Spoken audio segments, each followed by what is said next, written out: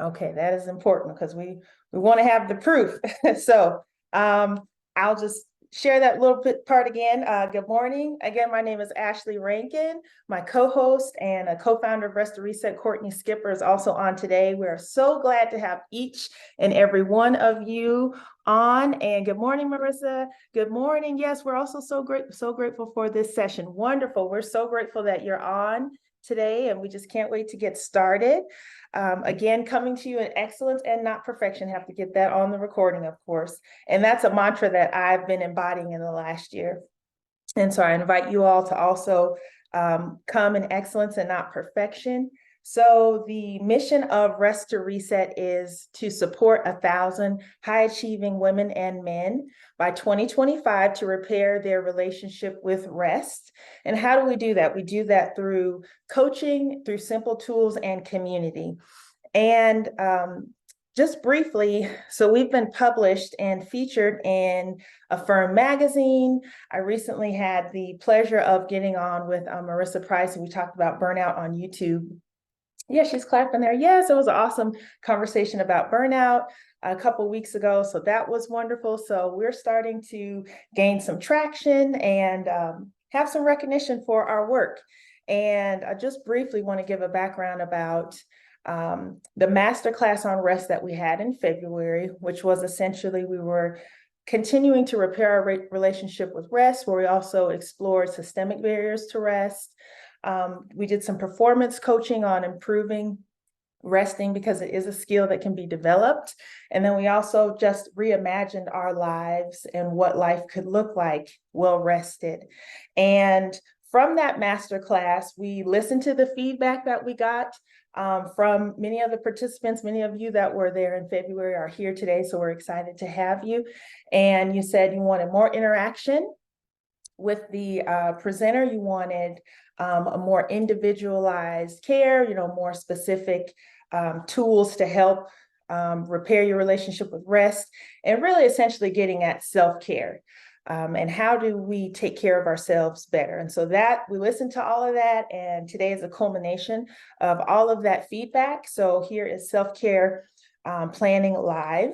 And essentially we want to just respect and honor that many of us, again, are high achievers, and we do many things well. We may be, but not recognizing that we're doing and performing well, but can be unwell. We can be resilient and unwell, effective and unwell, efficient and unwell, and that unwellness can transition into unhealthiness from chronic stress. So we want to disrupt all of that and certainly not misapply resilience, which is resilience isn't how much of a beating we can take.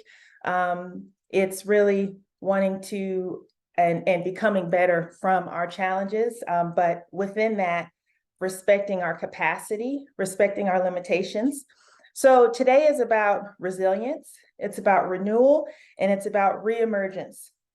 So actually putting that in this space, because everybody here, I feel like, feels very much so accepted because we're willing to be vulnerable with each other and share some very real things so that we can, problem solve in our own lives, right? Because in order for us to be good for somebody else, we have to be good for ourselves. Okay? So let's move on. All right. So today I do want to spend just a few minutes discussing a topic that transcends the boundaries of personal choice and touches upon our moral and also some ethical responsibilities that we have to ourselves, and that is self-care.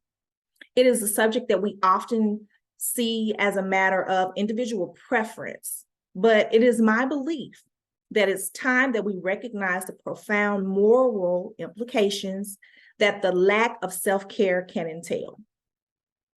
So what is self-care? Well, self-care is not merely about indulging and pampering yourself.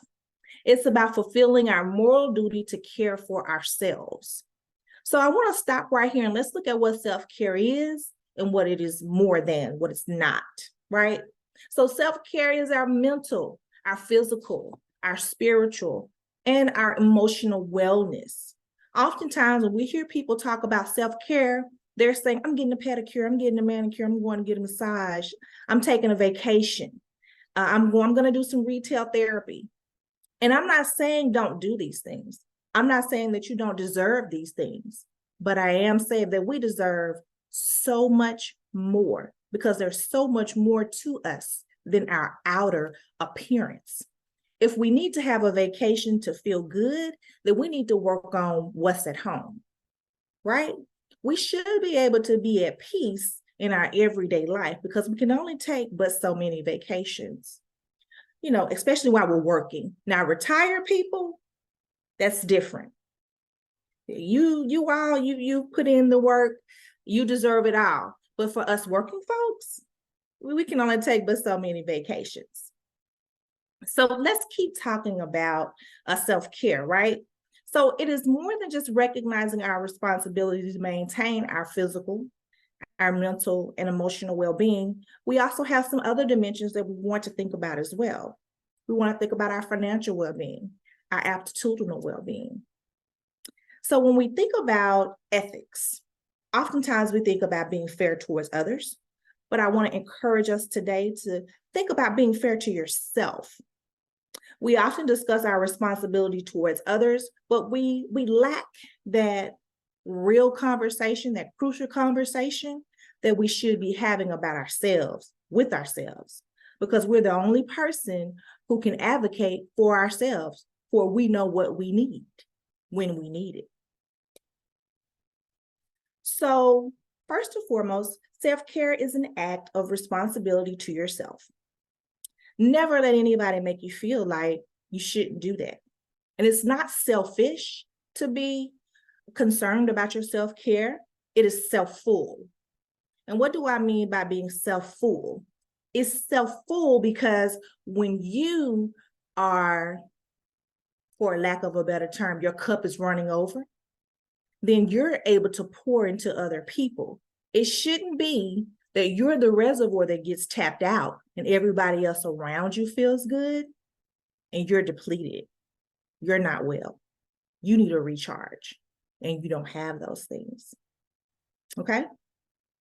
So when you neglect your self-care, it can be seen as a moral failing, a failure to uphold our basic duty to preserve our own well-being.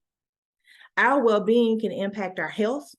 It can impact our physical well-being. It can also impact our job performance. Next slide, please.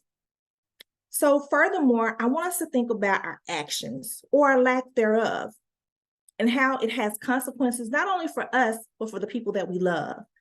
I want you to take a look at the number on the screen. What's that? 17,900,000? Is that correct?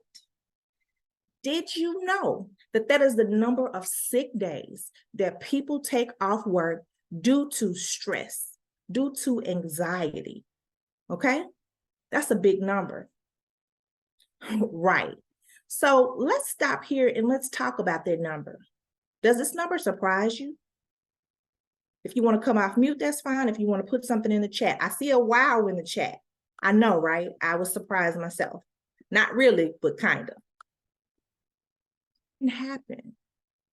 These things occur when we fail to take care of ourselves. When we fail to self-care in all of those areas that we've been talking about, it rises up in performance, in production, in the output.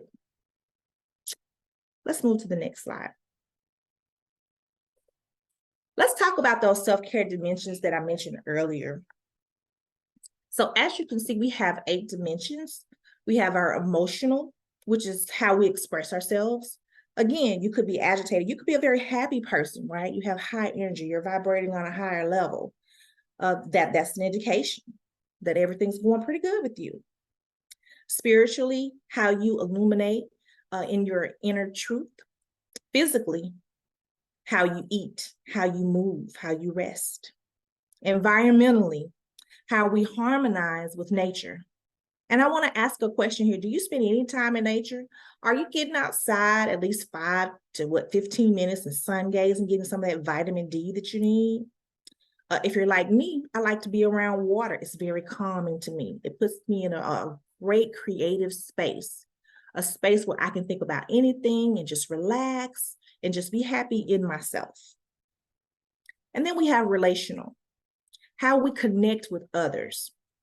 So I'm a teacher, and I used to talk to my students. I taught elementary up to middle school.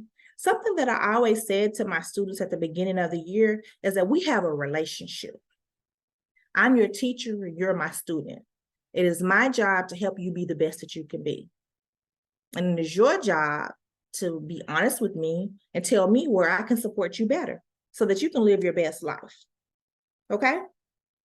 And the reason why I wanted to lift that up is that we're in relationship with everybody that we come in contact with in one way or another. A coworker, that's a relationship. Whether you decide to work on it, whether it's a meaningful relationship for you, whether it's a tolerable relationship for you, depends on a couple of things. Depends on you, depends on them, depends on how much effort, how closely you have to work with them, a plethora of things. You understand where I'm going with that. But also your relationship, with your family and other people that you engage with in your life.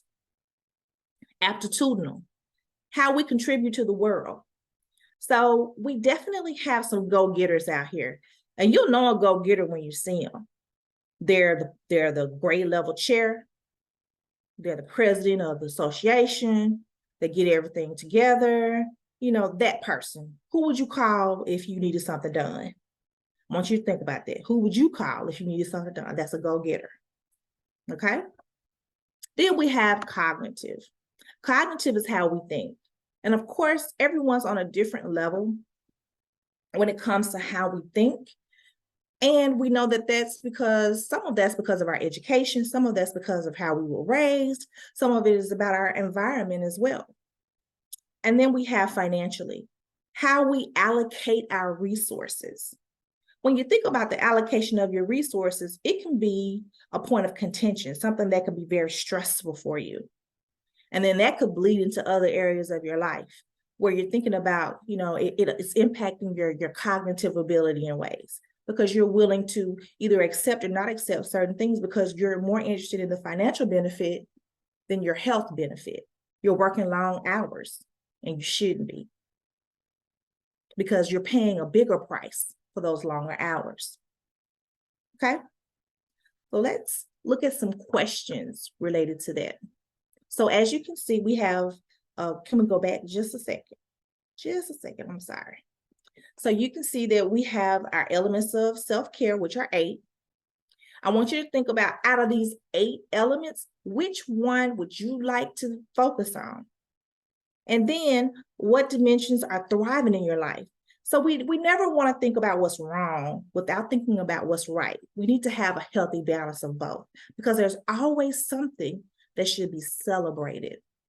So if you lead with a celebration, then it's not a big deal to think about, well, what do I need to work on? Because guess what? Everybody wants to be stronger. Everybody wants to rise to the occasion and live their best life. We're ready for that next slide. Thank you so much.